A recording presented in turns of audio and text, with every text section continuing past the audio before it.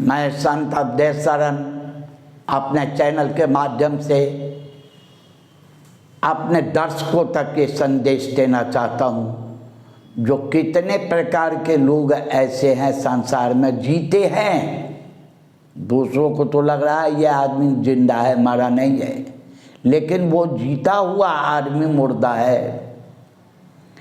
ऐसे मुर्दों के बारे में पहचान करवाऊंगा। और ये मैं नहीं बता रहा हूँ, ये भी मैं बोल रहा हूँ ये रामचरितमानस के माध्यम से ही। तो ये लंका कांड में ही रावण अंगद संवाद के तहत आया है। और अंगद जी जो राम की तरफ से दूत बन करके रावण के दरबार में सभा में गए हैं, उन्होंने बहुत बार के युद्ध के बाद एक बार ये बोल दिया, जो देखो इनमें से तुम क्या हो, कितने प्रकार से मरे हुए हो, या पूरे 14 प्रकार से मरे हो क्या? अब तुम देखो, मैं 14 मुर्दों के बारे में बताना चाहता हूँ। ये अंगद जी बोले रावण के दरबार में रावण से। कौल काम बस कृपिन विमूढ़ा, अति दरिद्र अजसी अति बूढ़ा, सदा रोगवश संतत क्रोधी, विष्णु विमुख स्तुति संत विरोधी, तनु पोषक निंदक अघखानी, जीवत 100 सम 14 प्राणी। अर्थ भी स्पष्ट है, आपको समझ में आ ही गया होगा, फिर भी मैं इस पे थोड़ा प्रकाश डालता हूँ। कौल से शुरू करते हैं। पहला शब्द आया है कौल, मुर्दा नंबर 1 कौल। कौल किसे कहते हैं? तंत्र शास्त्र में 2 मार्ग है, वाम मार्ग दक्षिण मार्ग। उसमें वाम मार्गी को कौल कहा गया है। उसमें तरह तरह की पूजा है, ऐसे श्मशान में रहते हैं, मांस मर्दा इन सब का प्रयोग, उनको मुर्दा कहा गया है।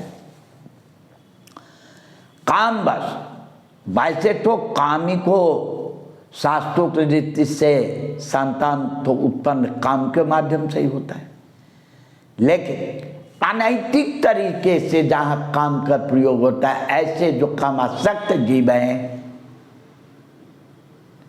उनका ज्ञान नष्ट हो जाता है, बुद्धि भ्रष्ट हो जाती है।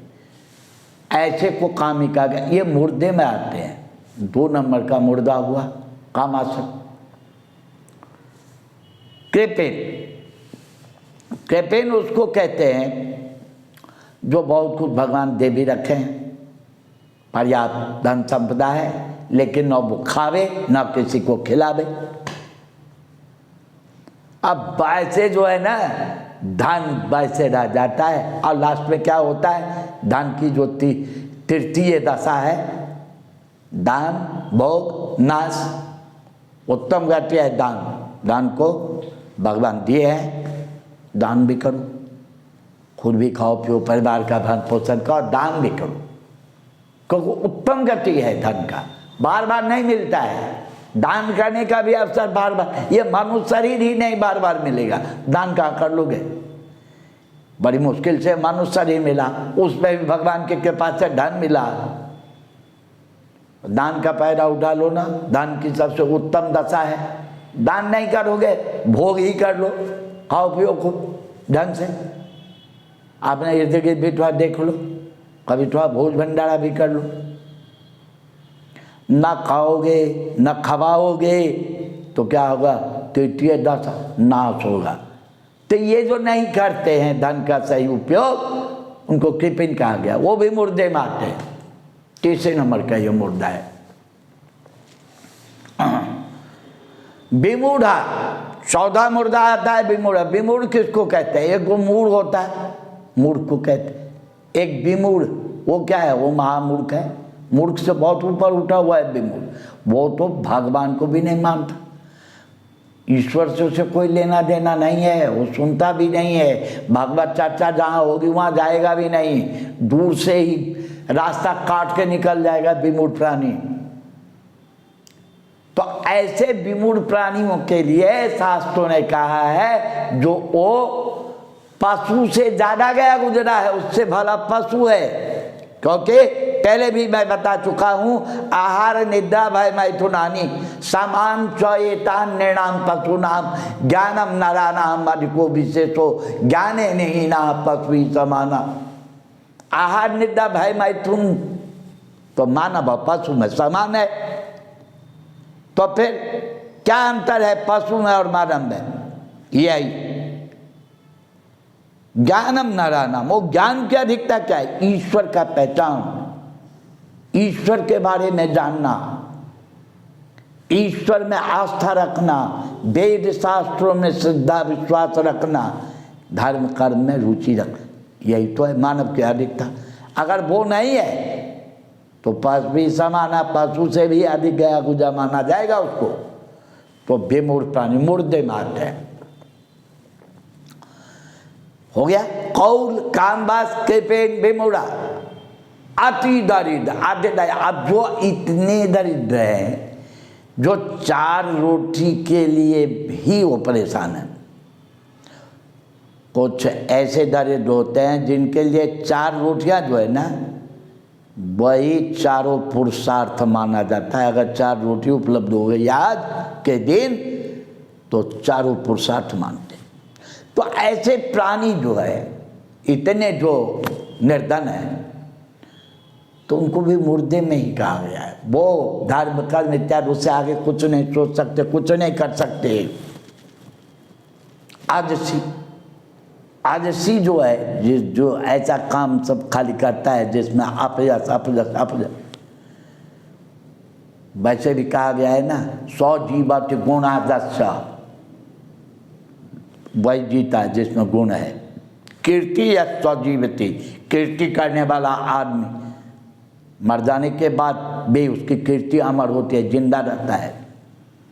लेकिन गुण धर्म भी न जीवनम निष्प्रयोजनम, ना ही गुण है, न कीर्ति है, न धर्म कर्म है, तो उसका जीवन बेकार है ना। तो ऐसे अपयश वाले प्राणी मुर्दे में आते हैं।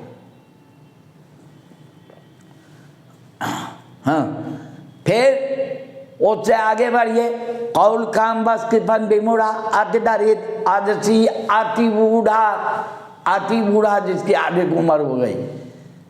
बेचारे खुद भी परेशान होते हैं, दूसरों को भी उनकी सेवा सुकाम परेशानी होती है। तो लोग कहते हैं, खुद भी चाहते हैं उठा ही ले भगवान, इसी मत है ना। मुर्दे की तरह है, मरे हुए माने जाते। सदा रोग बस, ऐसी बीमारी लगे निरंतर बीमार रहने वाले, कभी ठीक ही ना हो, दवाई पे चल रहे हैं तरह तरह के, और 4 लोग लगे रहते हैं। बहुत पैसे वाले हैं तो 2-4 नौकर भी है, नहीं तो घर वालों को करना पड़ता है। हाँ, तो ये क्या है? मुर्दे में आते हैं। सदा रोग शांत क्रोधी, कुछ ऐसे लोग हैं निरंतर क्रोध मुद्रा। क्रोध जानते ही, क्रोध जो है सभी पापों की जड़ है। कब क्या करवा बैठे क्रोधी, क्रोधी से क्या हो जाए उसके हाथ से अनर्थ कोई पता। किसको गालियां बक दे, किसी को लठ मार दे, किसी को जान से ही मार दे। तो इनको मुर्दा कहा गया है। विष्णु का विरोध करने वाला, भले ही और देवी देवताओं को थोड़ा बहुत करने वाले भी हैं, लेकिन विष्णु भगवान से बिल्कुल बैर है। तो ऐसे जो लोग हैं जो भगवान के बारे में जानते नहीं, भगवान का चिंतन नहीं करते, भगवान विष्णु का नाम नहीं लेते, भागवत कथा से दूर रहने वाले लोग, तो ऐसे लोगों को भी मुर्दा ही कहा गया है। ये मुर्दे में आते हैं। श्रुति और संत के विरोध करने वाले, वेद और शास्त्र की निंदा करने वाले, सुनने वाले, विरोध करने वाले, ये मुर्दे में आते हैं। तानु पोषक, अपने शरीर पोषण में ही ज़्यादा तत्परता रखते हैं, लेकिन दूसरे घर में कौन कैसे रह रहे हैं परिवार में उस पर भी नहीं ध्यान देते, वही मुर्दे में है। पराई निंदा सुनने वाले, करने वाले, निंदा में बड़ा आनंद मिलता है। कोई निंदा सुनाना शुरू करे तो बहुत रुचि उसमें आ जाती है।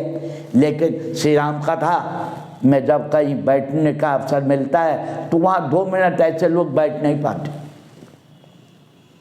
आकानी निरंतर पापाचार में, पाप के आचरण में लगे रहने वाले, पापाचार करने वाले, पापाचार में रुचि रखने वाले, ये मुर्दे हैं।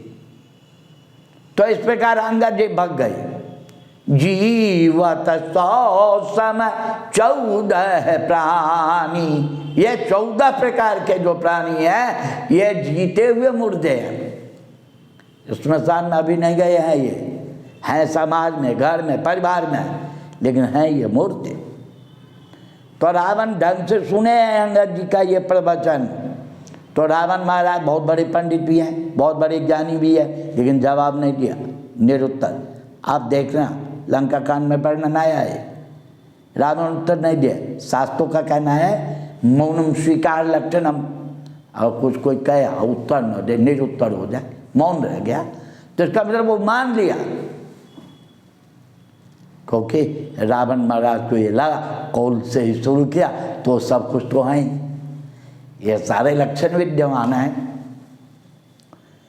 ठीक है, साप वरदान का इतिहास है, यह मामला जो है रावण का विषय साप वरदान वाला है, तो इसलिए ज़्यादा इस पर मैं वो नहीं करूँगा। ये हमारे शिक्षा के लिए श्री राम कथा बनी है, तो वैसे वो बहुत बड़े हैं। लेकिन कितने भी बड़े विद्वान हैं, कितने बड़े ज्ञानी हैं, कितने बड़ी शक्तिशाली हुए हैं, तो रावण का चरित्र उदात्त नहीं है ना। श्री राम कथा से हम क्या लेते हैं? भगवान श्री राम का चरित्र उदात्त है, बहुत ऊपर उठा, अनुकरणीय है, उतारने योग्य है। रावण भले ही प्रकार के विद्वान थे, बहुत बड़े शक्तिशाली थे, लंका नरेश थे, वो बात सारी ठीक है, लेकिन रावण का चरित्र अनुकरणीय तो नहीं है, उदात्त नहीं है, उतारने योग्य नहीं है। कोई रावण के चरित्र उतारते नहीं है, या किसी को नहीं कहते हैं उतारने के लिए, लेकिन राम का चरित्र उदात्त है, अनुकरणीय है। जय जय श्री राम।